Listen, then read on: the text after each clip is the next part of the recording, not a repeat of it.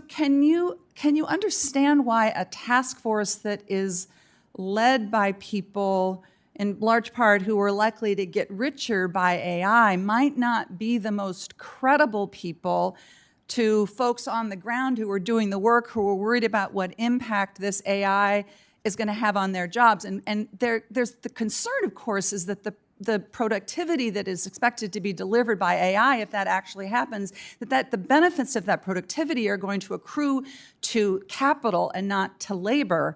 And that, it seems to me, the credibility of this task force rests on hearing the perspective of working folks in their deliberations. I would expect before Senator Smith. Thank you, Mr. Chair and Ranking Member. Chair Warsh, welcome to the committee.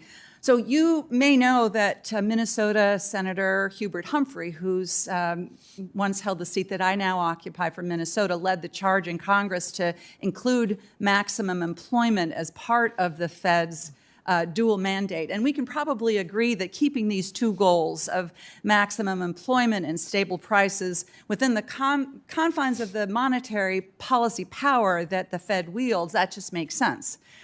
Because it's a strategy that delivers stable prices, a strategy that delivers stable prices while working people can't find jobs or can't afford their lives. I mean, that's not a healthy economy. I expect you to agree with that. And I do. Thank you. So I was very interested in the task forces that you established last month to advise you on reform and modernization. And I want to just ask you about one of them in particular. You've created a task force looking at productivity and jobs. And that's really good, it seems to me. This task force should be able to get at the power of the Fed's dual mandate and ask also some of the big questions that everyone is asking about the power, the impact of AI on wages and people's income and employment. So let me just ask about this particular task force on productivity and jobs. So as I understand it, it is led by three people, venture capitalist and investor Mark Andreessen, who's made billions from AI and is a major Trump donor, another tech executive who recently laid off thousands of people, and then an academic economist from my alma mater, Stanford University, who is currently on leave to do research at Anthropic. So I want to ask about this. Is there anyone on the task force who has experience in the labor market, or somebody who can bring the perspective of an employer rather than an investor to the questions that are going to be asked and hopefully answered by this task force? So if I could say two things. One is those three people you referenced are three of the smartest people that I know. And I've been... I'm not disputing that. I'm wondering how you intend to bring into this work the perspective of people who are working people, bring in the perspective of labor and not just investors. I think it's a fair question.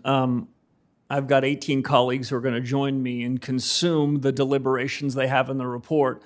And we're the ones that have the dual mandate. And as I said to your colleague, there is no disfavored part of our mandate, and we're awfully focused on full employment. So that's my commitment to you. We haven't outsourced this decision to three people. What we've outsourced to is a bunch of thinking about this massive technology shock.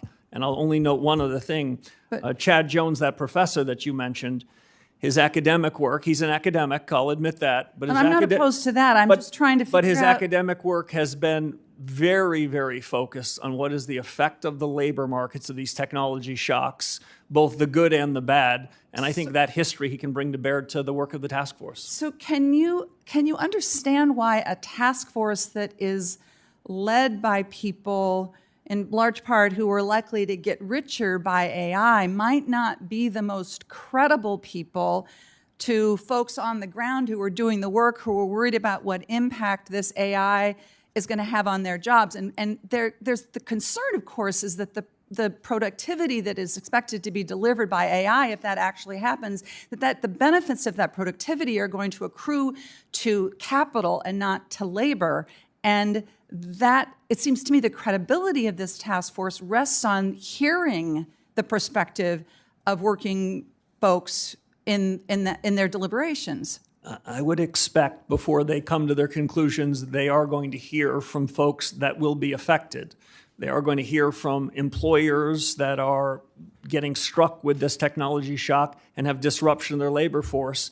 But I don't want to suggest to you that in any of these task forces that we have the 19 people of all different backgrounds. But what I want to tell you is if you think they have a credibility deficit, I don't.